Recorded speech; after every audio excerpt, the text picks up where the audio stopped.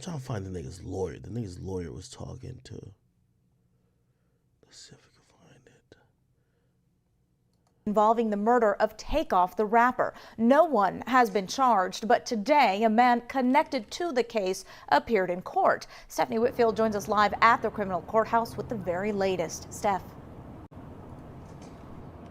To be clear, Cameron Joshua is not charged with murder. He's charged with 2 counts of possession of a firearm, but prosecutors Fuck this. Let me react to this real quick, okay? And then I might have to get out of here. Damn, y'all run himself. M-A-T-T Gilliam, G-I-L-L. This is the assistant prosecutor. I-A-M.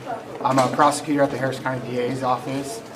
So just our statement is we believe Cameron Joshua has been appropriately charged in this case, and we're continuing our investigation into the death of Takeoff. Thank you. Okay, so let me just say this. Like, I'm not gonna read body and face expression. They charge this guy with gun possession literally because they have seen they don't want him to run. If you ask me, they know he's on paperwork. He's not gonna get out anyway. They locked him up on this that he could stay in jail. Because if you've seen what happened with the Young Dolph situation, the reason why there's arrests spread out so far and whatever and wide is because all the motherfuckers ran. They all got caught in different states. Once people found out their names, it was like a whole thing tracking them down. U.S. Marshals locked up the majority of them, right? So this dude, they fucking just locked up quick. You get what I mean? And by the way, I don't think he's going to be the only arrest, but let's keep listening. That's the end of what the prosecutor got to say. He's done. Good. Can you spell your first? This is the defense attorney for Lil Cam. Lil Cam is yellow hoodie. So anytime I say Lil Cam, it's yellow hoodie. It's this guy. Last name? Sure, it's Christopher Downey, D-O-W-N-E-Y. Let's get to the shit.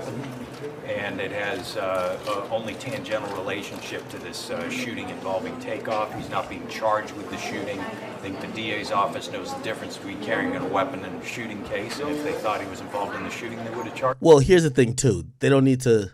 It's not that you're not forced to charge him when he's locked up on another charge. You know what I mean? So they could just be waiting. So is this where, like, I guess there's social media video, like what we've all seen, where he's in the video carrying a gun? Is that where you think all this stems from? Or? That's my understanding. According to the affidavit that's been filed in the first carrying a weapon case, it's based on the shooting.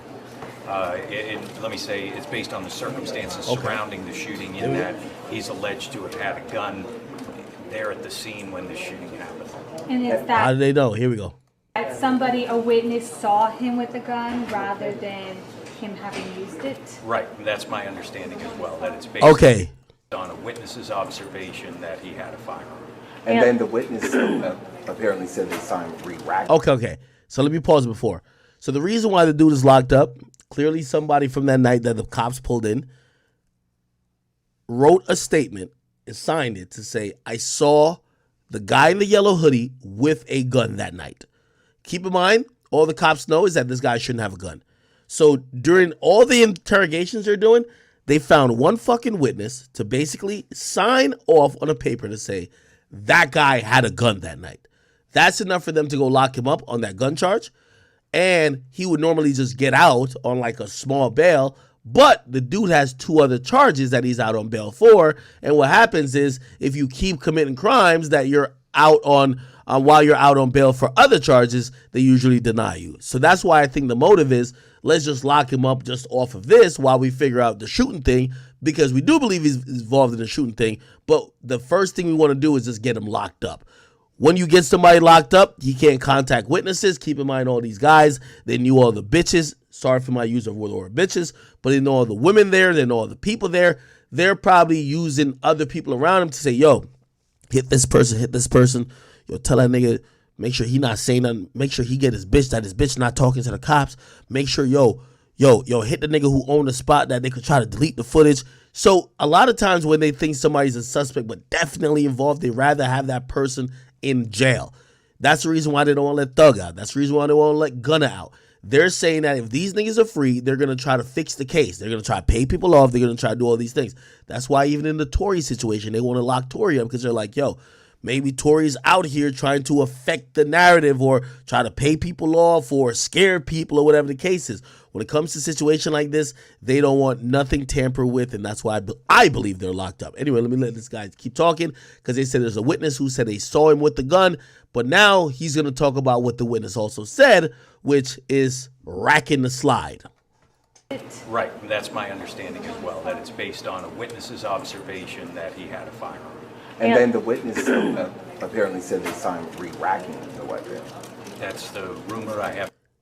I think the interviewer or the journalist said re-racking the weapon, which might means he's doing it again, or that might be the process of after you replace the clip, you are now re-racking the weapon to fire again, which almost is a subtle way of saying he just cleared the previous clip and he's re-racking to get ready for the next clip. Regardless, anytime you hear if a witness is saying, if he's locked up on the fact that a witness said that they saw him with a gun, right? So he got a charge for someone saying he got caught with a gun or they saw him with a gun. The same person said they saw him racking a gun. Naturally, if that person said they saw him racking a gun, it means they believe he fired a gun or the gun that he was racking was either fired or there's a very thin possibility that he just had a gun that was just uncocked. It was getting ready to fire, right? And this is where it would be very likely that there's going to be a shooting charge coming in. I'm reading between the lines. There's going to be a shooting charge coming in. Who knows if it's going to be a murder charge, okay? Let's keep listening. I haven't seen anything. Apparently said they saw him re-racking the weapon. That's the rumor. I haven't seen anything to support that. Hey, tell us what happened here legally as far as you guys just reset the case because he was out on bond or probation on other cases? Yes, so Explain that. Mr. Joshua was on bond for an unrelated matter, possessing a fake ID, and the case was reset to determine conditions of bond, whether he'll be held at no bond because it's alleged to have committed an offense while on bond, or whether he'll be given a reasonable bond. And what's his connection to Takeoff? Why was he at that event that evening? Again, that's stuff we're all looking into, the relationship between all the parties. My understanding, it was some type of social event. I think some folks were playing dice. Beyond that, I have nothing. Was he playing dice? Again, we're looking into that to determine what his actions were that evening. You've seen some of the reporting by some internet websites who basically sort of allege that he might have shot him or be involved in the murder. Can you dispel some of those rumors or some of the statements we've seen on the reliable World Wide Web? Sure. I haven't seen anything to suggest that Cameron Joshua had anything to do with the shooting, that he discharged a firearm that caused his death or was even involved. Oh, really? My understanding is there was some type of skirmish. From what I've seen from the internet, and I'm familiar with all the Instagram sleuths, they remind me of the blind guy who tries to figure out an elephant and grabs his trunk and thinks it's a snake. The bottom line is they're wrong. Cameron Joshua did not shoot Takeoff.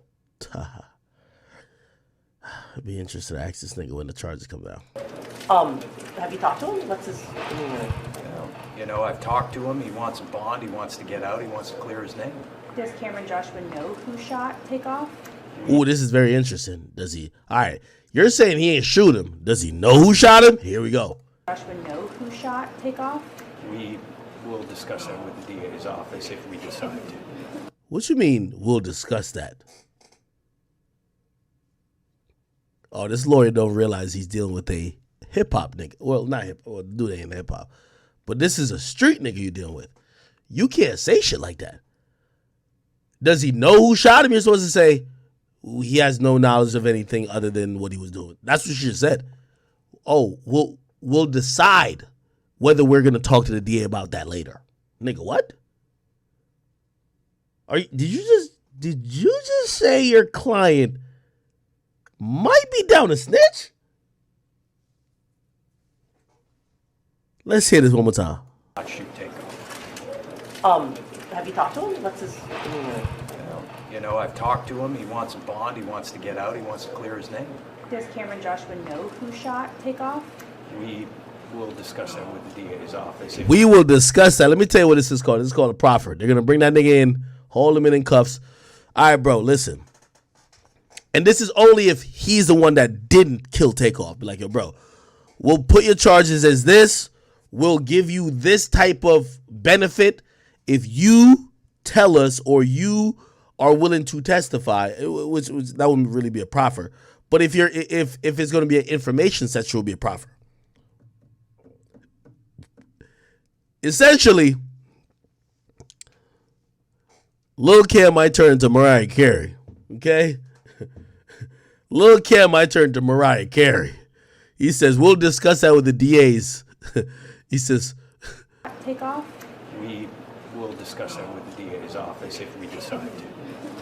We will discuss it if we decide to.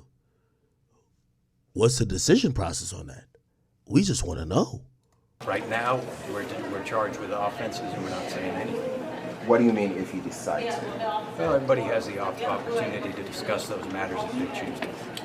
Ole. Does the gun he was carrying match anything at the scene? Have the police told you anything about ballistics? I'm not familiar with anything associated with the ballistics. That hasn't been made available to me. When's the next court date? We have a bond hearing next week. Bond hearing next week. It's all good. Yo, chat, I do have to run. I don't want to keep this artist like, I don't want to be disrespectful. Let me put it like this. Whether an artist is up or down in this industry, you want to be very, very mindful of people's time. So I'm going to run. When I get back, I will be back on stream. I'll give y'all a good, let me see. I'll give y'all 2 hours. I'll give y'all 4 later. Okay? So give me a couple hours that I could go do my thing, come back, and I'll give y'all 4 hours tonight. All right? I appreciate y'all. I love y'all. I know y'all love me. I just aim to give y'all entertainment and hopefully some, semblance of what's going on in the entertainment world. Love y'all. I will be back later on. And Drill, we got to be careful with any of these clips with Kanye, man. We ain't trying to get canceled because I got to get back on stream later, okay? All right, people.